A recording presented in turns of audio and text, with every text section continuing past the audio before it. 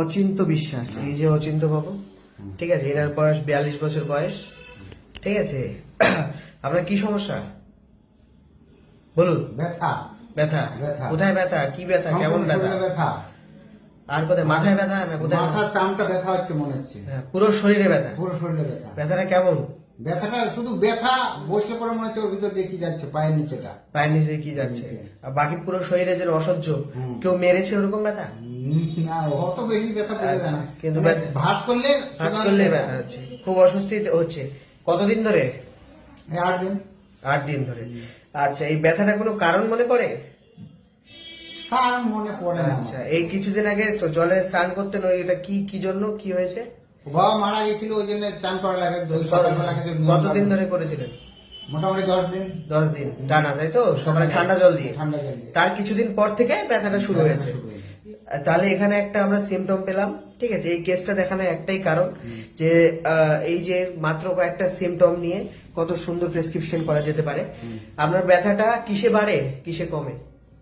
ঠান্ডাতেই বাড়ে। ঠান্ডাতেই বাড়ে। ঠান্ডাতেই বাড়ে। আর বসে থাকলে বাড়ে না কমে? বসে থাকলে মনে হয় বেশি হচ্ছে। হ্যাঁ, আর হাঁটাচলা করলে? হাঁটাচলা করলে বোঝা যায় না। তাহলে রেস্টে অ্যাগ্রাভেশন, ঠিক আছে, অ্যাগ্রাভেশন, রেস্ট আর মোশনে অ্যামিউলারেশন, তার সঙ্গে একটা অনেকক্ষণ ধরে স্নান করা, এই অনেকদিন ধরে টানা জলে স্নান করার জন্য একটা কজ আছে।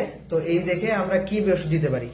খুবই সহজ। মেইন সিমটম হচ্ছে pain all over the body, রেস্টে অ্যাগ্রাভেশন, মোশনে অ্যামিউলারেশন, তার সঙ্গে একটা হিস্ট্রি আছে যে আপনার স্নান করতো। তো এইভাবে একটা কেসকে কত সুন্দরভাবে আমরা খুব ছোট্ট করে কেস টেকিং করে তার কজ বের করে, এখানে কজিশন পাওয়া গেল, মডালিটি, ঠিক আছে, এবং তার সঙ্গে পেইন, লোকেশন। তো এই দিয়ে আমরা এই পেশেন্টকে দিব পয়জন IVY, ঠিক আছে।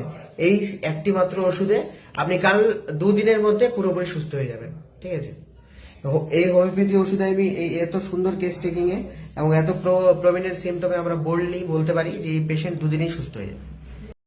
এই যে অচিন্ত বিশ্বাস 1 তারিখে এসেছিলেন, ইনি, এনার ব্যথা, প্রচণ্ড ব্যথা হয়েছিল, তার ভিডিওটা দেওয়া ছিল, ঠিক আছে। ওনাকে দেওয়া হয়েছিল রাস্টক্স 30, ঠিক আছে। তার সঙ্গে রাস্টক্স মাদার টিনচার, পেচ্ছাপের একটা সমস্যা ছিল। এখন কেমন আছেন ওষুধ খাওয়ার এখন পর? ভালো আছে, হাঁপাহাঁপি ভালো হয়েছে। হ্যাঁ, ঠিক আছে।